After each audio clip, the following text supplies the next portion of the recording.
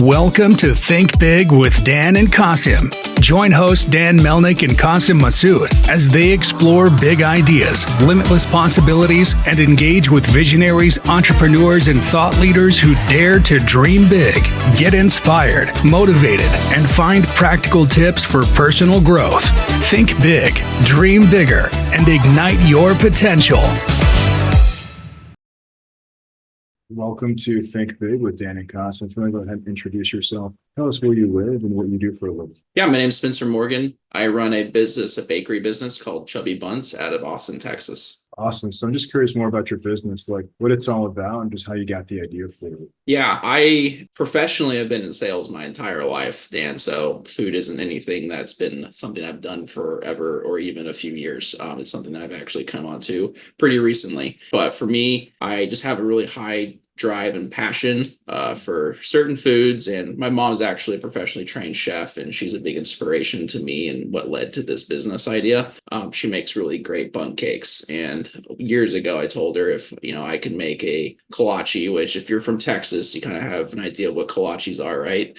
Usually brings a smile to everyone's faces because everyone loves kolache so much down here. But I told her if I could make a kolache as good as she makes bundt cake, we'd make a business out of it. And that was probably 6-7 years ago. So, after a little bit, I started making some kolaches. It was a trial and error run, but landed on a pretty good recipe, and told her it's time to get started. And so that's what kind of led to the initiation of the business here. Awesome. So in terms of your business today, I'm just curious, what the breakdown is. I guess I'm mostly retail, D2C, Amazon. What does that look like for you? Yeah, it's a good question. So we're a purely online business as of right now, which is somewhat challenging in food. I think food really shines when you have a brick and mortar or a truck, some kind of physical location. So there's definitely some challenges to being a pure online business, but there's also some benefits, right? People eat with their eyes. So having a really strong marketing and really strong sales forward thinking when it comes to online sales and e-commerce is really important. And that's something I think we try to really step up over here because we want to be able to compete for people's time, attention, and money.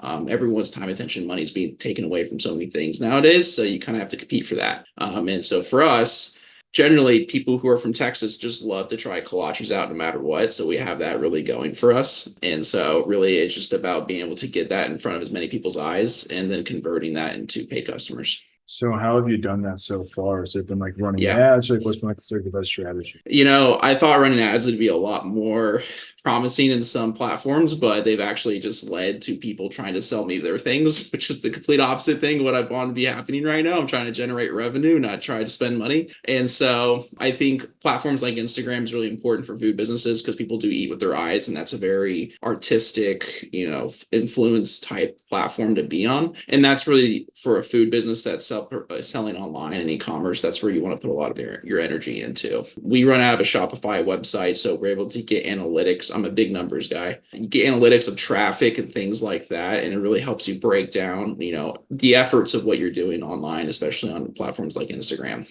You want to kind of find, what am I doing? Is that directly correlating to what I want to be happening, which is that increase in traffic? And then once you get past that point, it's about converting that traffic into customers, right? And e-commerce generally nowadays has between a 2 to 4% conversion rate. So for us, we're just barely below that, which is for a starting business, I'm pretty happy with. We want to, of course, continue to grow that, but it's just about turning that traffic into money, which is paid customers at that point. For sure. And I guess how long have you guys officially been in business for? Yeah, so we started the business 2 years ago. We were actually operational until I think April of this year. And so it's been a few months. We've seen some really great growth. I've had a lot of great support from friends and family, but friends and family is not going to be the thing that, takes your business from where it is today into, a business that's going to be consistently generating revenue. So I've been super appreciative of the support. And for me, it's breaking past that and trying to gain new business and try to take some share away from all the other food businesses around Austin and kind of divert people's eyes to our business. And it's really hard because, again, people's time, attention, and money is the thing that most businesses are fighting for nowadays. And you have to really kind of strategically think how you're going to do that. Awesome. So in terms of your vision, right, like do you Mhm. want to go into retail? Do you want to have your own brick and mortar, Yeah. food service? Like where do you see yourself taking this business? So it became pretty apparent within, I think, the third month of operations that people really want to try this out before they buy it. And we've had some pretty healthy online sales, but I think it could be even better. And it's hard to get people to try things that are purely online. You just have to go all in on it, right? You have to purchase it and get it shipped or get it delivered, and then you understand what the product is. And so people are eating with their eyes at that point, and they're not eating through what they've actually used. So that could be friends and family telling people about, hey, you got to try this place, everything in between. So really, ideally, we want to be in a brick and mortar. Plus, we're using a commercial kitchen right now. Commercial kitchens are quite expensive. You're usually paying by the hour. And since kolache is really a pigs in a blanket, but elevated, it's a bread product, and bread takes time to rise and proof. And so there's some instruments and equipment you can use to make that process faster. But ultimately, you're spending money by the hour in a commercial kitchen, and that's costing you when you're making bread. So it's not super conducive to what I'm trying to do right now. So we want to move to a brick and mortar for the storefront, having people come to a place and know where we're at so they can try us and not have to buy ginormous samples. Or, the fact that it's also costing us by the hour to use a place to rent for a kitchen. So we'd be saving on that as well. So when do you plan on opening a brick and mortar? Is that something like this year, next year? Yeah, I think with the way revenue was going, it was going to be more probably probably 2 or 3 years, right? Because it's about the space, the place of where you put your storefront is so incredibly important, right? Is it off an important highway like I-35? Is it more into a shopping center? All those things have drastic outcomes to how much foot traffic you generate, and more importantly, the efforts you would need to then increase on your marketing side.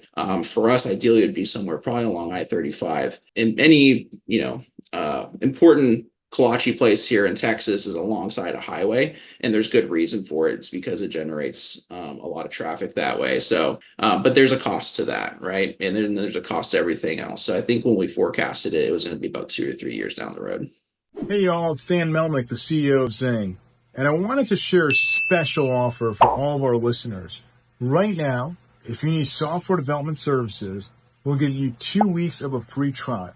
Do you need to update your website? Do you want to build a mobile app? Do you want to update something that you've been working on for a long time? We've worked in a high-level technologies like AI, machine learning, blockchain. So shoot me a text, 817-874-2208. Thank you. Makes sense. I guess like what about like getting into grocery or food service? That's something that you guys want to pursue sooner. Yeah, so that would be a wholesale, and that's an entirely different beast. I do want to be working more with maybe a local coffee shop, stuff like that, stuff where people will find a natural complement to what they're already having with the kolache, which would be something like coffee. There's, of course, also farmers markets. There's tons of places of where you could put your product, but I'm a kind of a one-man band. So it's kind of, I have to be in production, which is in the kitchen. I then have to be outside production, which is sales, marketing, networking, everything in between, right? And so for me, it's just strategically thinking, what can I do with my time that's outside the kitchen that's going to lead and generate to more sales and marketing that makes the most sense for the business, that's going to be the most consistent and the most feasible. So there's a lot of different ways to do it, but it's really what makes the most sense for the resources that you have currently. For sure. So I guess like many companies nowadays Yeah. are using things like AI. So Mhm. do you guys currently use AI? And if not, what do you think that it can just come in and add value for your business? Yeah, I think that's a great question to ask because there's so many different avenues in which AI is helping people, and there's a lot of different products and where it's starting to come out, and you're not even realizing that you're using AI sometimes. I think for anyone starting a business or wanting to get more information about it, your industry, how just to run a business in general, there's things like ChatGPT that's really helpful to ask questions about, current trends, kind of laws and regs, everything in between, licensing. You can ask that thing anything. It's going to give you some kind of answer that you're looking for. So I think there's a part to play for AI, and it depends. I think for me, I'm a little more old fashioned with some things like marketing and sales. Like I want to be more hands-on with that type stuff, even though I know there's probably a bunch of products out there nowadays that can whip up a poster for you and not even 5 seconds that would have taken you an hour to do. But for me, I'm old fashioned. I think that human touch, that feel, the messaging behind what I'm trying to do is very important for someone who's worked in sales for the majority of my life. I understand the importance of what it means to be in front of people and to really kind of garner that relationship and foster it. For sure. So what would you say is the one biggest piece of advice that you wish you knew before you started this business? I think I knew this ahead of time, but to really reinforce it, if you want to get it done, you're going to have to make it yourself. You have to do it yourself, like everything. And I'm talking about every little thing. If you have enough drive and if you have a high motor, you can get anything done. But there's going to be a lot of road bumps and roadblocks along the way. And some of them you're going to survive and some of them are really going to set you back. And just be prepared for anything. Be flexible, be agile, because you're going to run into them time after time again. One of my favorite sayings is that after every new level comes a new devil. And it's totally true, because after you start reaching these new heights, you're going to start reaching problems that come with those new heights. And the more success you have, the more problems you have too. So just be prepared for that. And I think a lot of times they have the vision of, going to the brick and mortar, right? The 5-year plan and getting there. But like, what is it going to take to get there? Like if you reverse engineered brick and mortar, how do I do that? How do I get there? I think those are a lot of important things people need to kind of realize, that if you have goals and aspirations, that's great, but how are you strategically going to get there, For sure. So if we're going to have this conversation again, Yeah. in 1 year from now, where do you see things going for your business?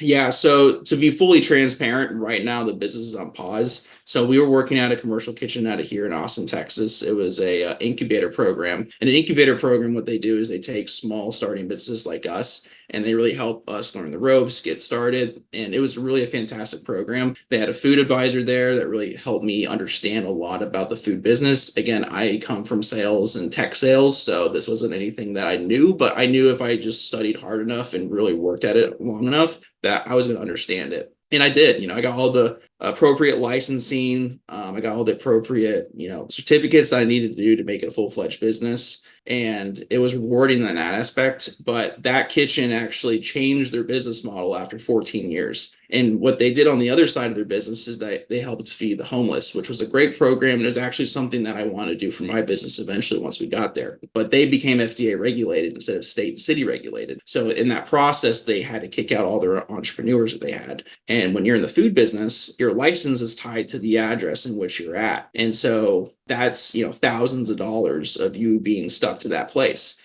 Well, if you're being kicked out, then you have to redo all the licensing and permitting and find a new home. And commercial kitchens are quite expensive. So sometimes when you're trying to find that new home, is it like economical sense? And, we were generating profit at the time of where this was happening. But for me personally, just wasn't enough profit. I wasn't going to get paid out from it personally until years down the road. Right. And for me, what's spun all of this is that I got laid off in February, and I was just like, now is the time to start a business. And it went really well. I worked really hard at it. There was days, weeks, I was like 80 to 100 hours a week, but it was a business, it was mine. I was owning it. I got really happy from it and I got a lot of value out of it. But unfortunately, my savings is not $1 million. So I kind of figured that I just needed to put the business on pause for now. And once I got more capital, and I learned a lot too in this process. I learned that having a brick and mortar is going to be really important for a food business. Online e-commerce can work for food, but it can't be it's really hard to make it the soul, because you can't ship it.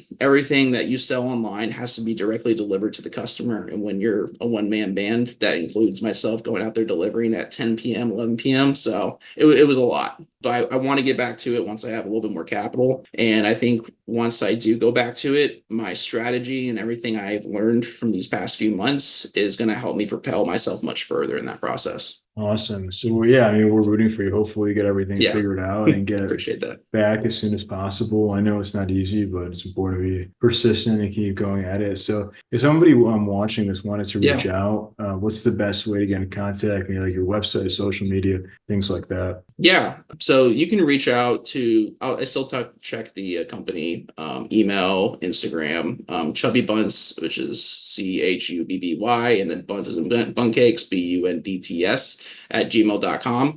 You can also find us on Instagram, where we're at Chubby Bundts. I'm still on there. I'm still very passionate about food and that business. I'm not going anywhere in that regard. I'll probably still be making kolaches here for friends and family. But yeah, if you have any questions, or if you want to, maybe eventually work together down the road, please hit me up. I'm always open to talking, collaborating, and doing anything when it comes to business. Awesome. Well, Spencer, thank you so much for your time today. Yeah, thank you for having me, Dan. I really appreciate it. Thank you. All right, bye. All right, bye-bye.